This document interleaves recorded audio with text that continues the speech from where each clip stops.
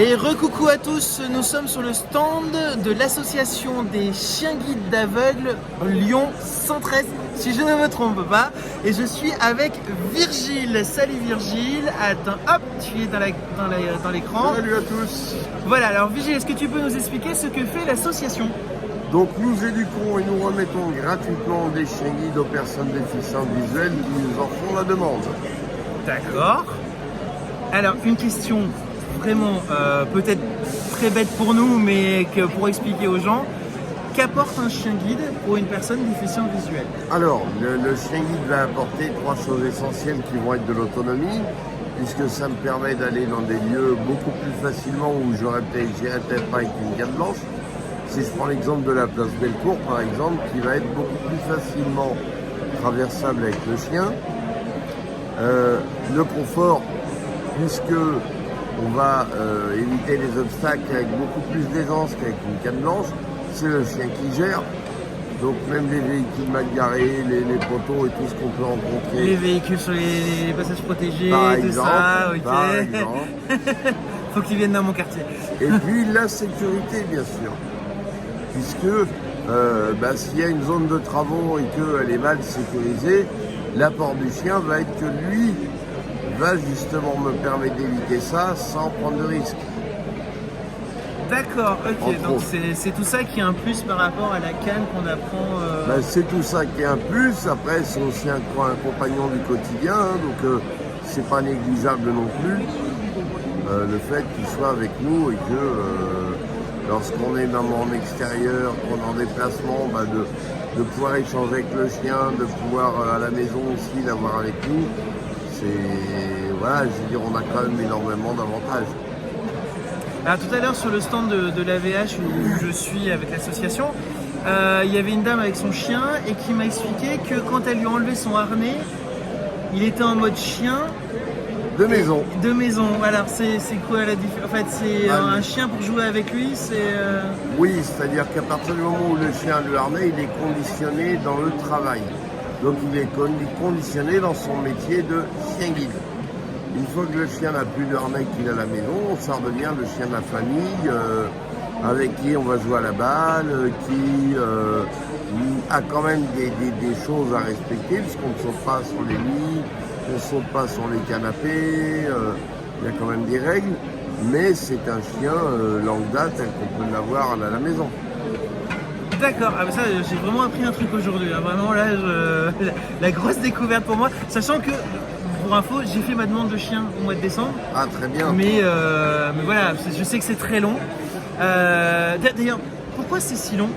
Question peut-être très bête, mais Déjà on m'a dit minimum 1 an à 2 ans. Parce qu'on travaille avec du vivant et que le fait de travailler avec du vivant, on ne va pas formater un chien en fonction des personnes.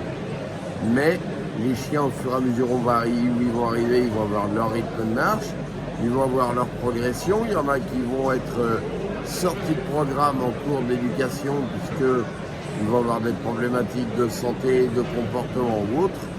Et puis d'autres iront au bout, mais il y a un certain nombre de critères qu'on essaye de réunir pour constituer la meilleure équipe possible. D'accord, oui, d'ailleurs le monsieur que j'avais eu au téléphone me disait trouver le bon chien pour la personne déficiente, c'est comme un mariage. Il faut trouver le bon chien qui va avec le bon maître. C'est complètement ça.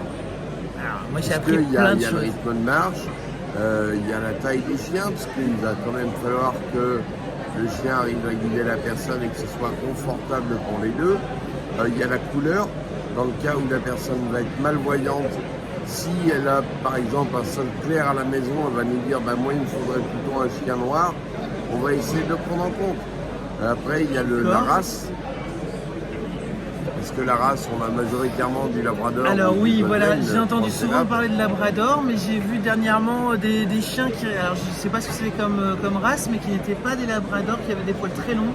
Alors on a le berger allemand, Ouais, et puis on a le caniche royal ou le barbet, voilà, c'était qui ça. nous permettent d'avoir des chiens qui ne perdent pas leur poil, c'est de la laine qu'ils ont sous le dos.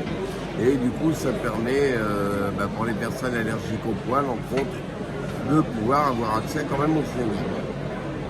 On en apprend des choses, franchement moi je t'apprends plein de trucs aujourd'hui, c'est vraiment génial. Ça dépend aussi des écoles, voilà, exactement. Donc il y a plein de choses vraiment très intéressantes. Et puis ce qui est intéressant, c'est qu'on en apprend tous les jours, parce que même si moi je suis moi-même déficient visuel et pourtant je ne connais pas tout ça, c'est vraiment très intéressant de découvrir toutes ces informations. Alors une question, tu as dit tout à l'heure que les chiens étaient offerts gratuitement. Oui. Pourtant former un chien, ça a un coût. Pourtant former un chien, ça revient à environ, parce que c'est encore approximatif, mais 25 000 euros. 25 000 euros pour former un chien, c'est 2 ans je crois, c'est ça? Alors il y a 2 ans d'éducation. Il faut compter tout ce qui est frais de nourriture, frais de vétérinaire, tous les frais de structure, parce qu'on a quand même des éducateurs, des moniteurs qui sont là pour les éduquer. Il y a des infrastructures pour accueillir les chiens, les véhicules, enfin voilà. Attention s'il vous plaît, Jean-Marie Antoine. Jean-Marie Antoine est attendu par son groupe à l'entrée du salon. Jean-Marie Antoine à l'entrée du salon. Voilà. Jean-Marie, on te retrouve plus tard. C'est ça, exactement. C'est le direct, c'est comme ça. C'est le direct, c'est comme ça. Et donc, c'est 25 000 euros par chien. Vous donnez combien de chiens par an? Alors, on remet à peu près une vingtaine de chiens par an. Ouais. Et donc, vous êtes quoi? Vous êtes aidé par l'État? Vous avez des fonds privés? C'est essentiellement les dons et les legs. Des dons et des legs, d'accord. Je découvre, c'est hallucinant. Je découvre plein de trucs. Vraiment. Voilà, et ben écoute, merci beaucoup. Avec grand plaisir. Merci. Il y en a un qui veut venir nous faire un petit coucou là. Oreo, tu veux dire bonjour? Oreo en plus, quel beau. Alors je sais pas si je vais t'avoir Oreo. Bah si, je t'ai la vidéo Oreo. Regarde Oreo. Coucou, c'est toi.